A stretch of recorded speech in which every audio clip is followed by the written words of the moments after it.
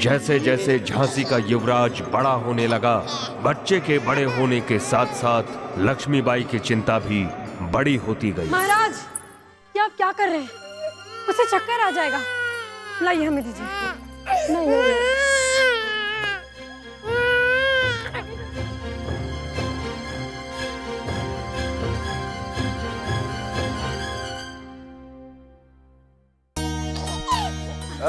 दामोदर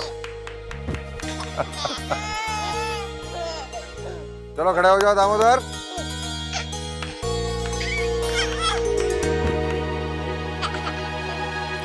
दोबारा प्रयत्न कीजिए, वो खड़ा हो जाए। नहीं नहीं, बस अब हो गया। नहीं नहीं नहीं। लक्ष्मी,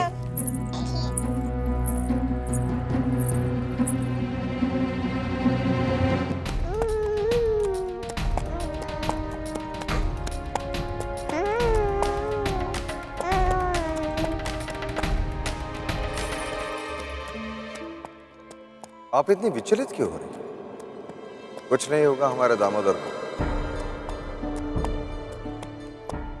लक्ष्मीबाई एक पल के लिए भी अपने दामोदर से अलग होना नहीं चाहती थी। वो दामोदर की छोटी से छोटी गतिविधियों पर नजर रख रही थी और अन्नप्राशन संस्कार के दौरान बच्चे को खिलाए जाने वाली सामग्री की जांच के लिए परीक्षकों की लंबी कतार लग गई थी। युवराज के मुंह में जाने वाले हर निवाले को पहले चखा जाता।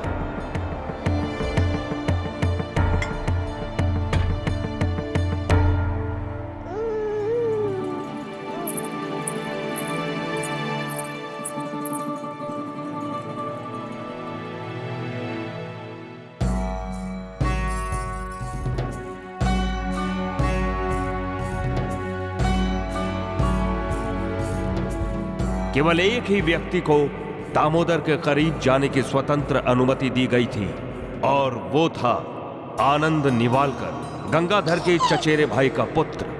वही हमेशा युवराज दामोदर निवालकर के साथ निरंतर रहता।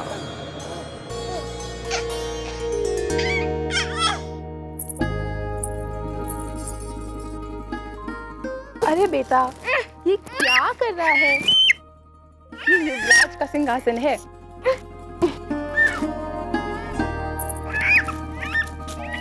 इन्हें अलग मत करो, ये कृष्ण और बलराम की जोड़ी है। ऐसे नहीं मानेंगे। आ जाओ आनंद। चलो चलो, खेलो खेलो खेलो खेलो खेलो।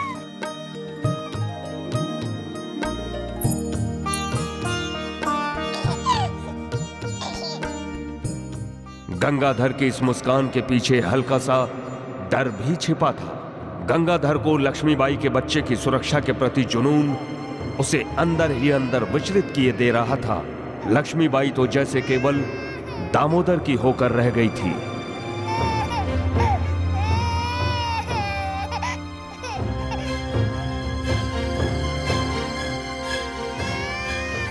नहीं दामोदर,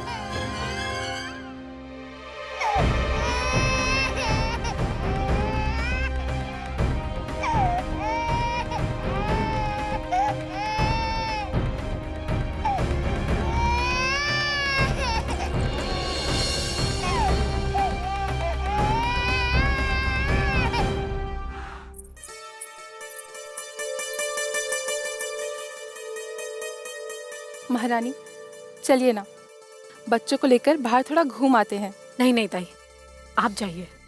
चलिए ना, कितने महीने हो गए आपको महल से बाहर पैर रखे। नहीं ताई, दामोदर की सुरक्षा को देखकर हम बाहर नहीं जा सकते। उसके प्राणों को अभी भी खतरा है और हम यूं ही खतरों को आमंत्रित नहीं करना चाहते। आप जाइए। इतिहास तो रुक कर इन घटनाओं को देखता है, लेकिन समय तो जैसे पर लगाकर उड़ान भरता है। और इस तरह झांसी के युवराज के कर्ण छेदन समारोह का अवसर भी आ पहुंचा।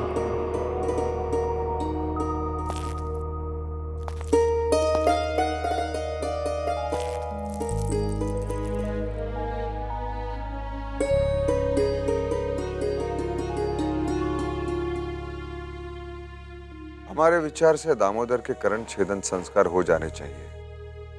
ठीक है महाराज, हम आज ही राजपुरोहित जी से कहकर शुभ मुहूर्त निकालने के लिए उन्हें कहते हैं। आप कर्ण का आयोजन भी महल में ही करवा लेंगे। नहीं महारानी, कर्ण भेदन संस्कार महल में नहीं, कुलदेवी के मंदिर में होता है। नहीं, हमारा दामोदर महल के बाहर नहीं जाएगा। गजानना, गजानना, आपकी ममता ने आपके स्वभाव को पूर्णतः बदल दिया है। कब तक आप इसे अपने आंचल की छांव में रखेंगे? महाराज नहीं, हम आपकी ममता का सम्मान करते हैं लक्ष्मी, परंतु आपकी मातृत्व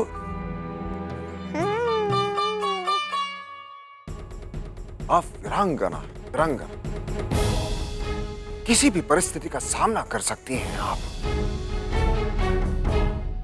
हम जानते हैं कि बच्चे की चिंता करना बुरी बात नहीं है, परंतु उसका उन्माद ठीक नहीं है लक्ष्मी।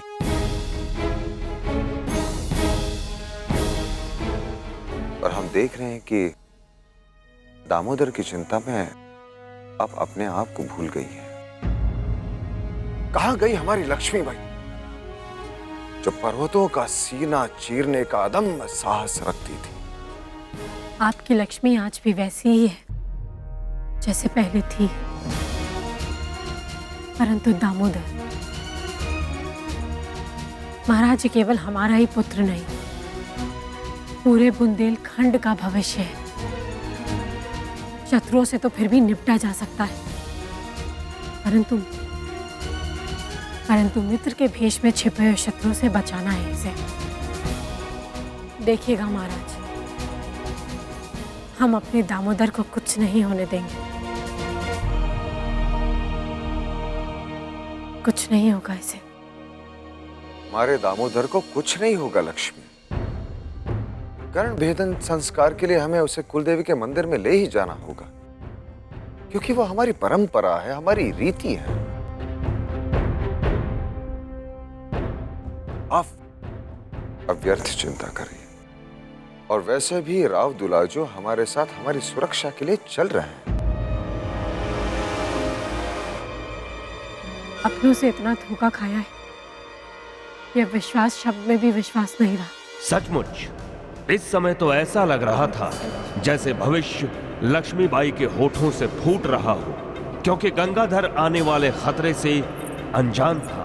वो आस्तीन के सांप पर भरोसा कर रहा था। राव दुल्हाजू की असलियत अब तक उन पर जाहिर नहीं हुई थी।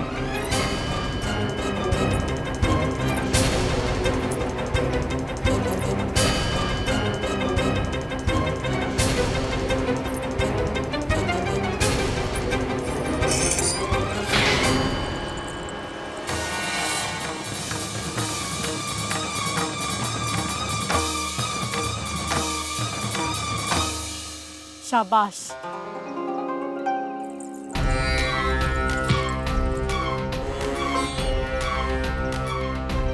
राव दुल्हाजू जी, आपके सुरक्षा दस्ते के सैनिक सचमुच अचानक हुए आक्रमण का सामना करने के सक्षम हैं।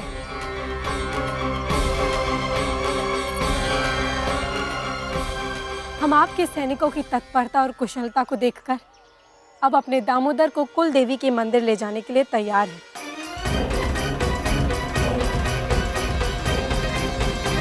महारानी युवराज को लेकर कुलदेवी के मंदिर जा रही है। इसी अवसर की हमें प्रतीक्षा थी।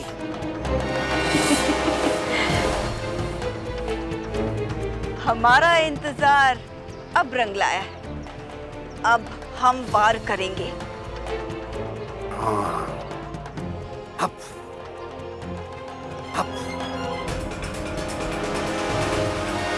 राजसी परिवार राव दुलाजू के सुरक्षा घेरे में मंदिर जा रहा है।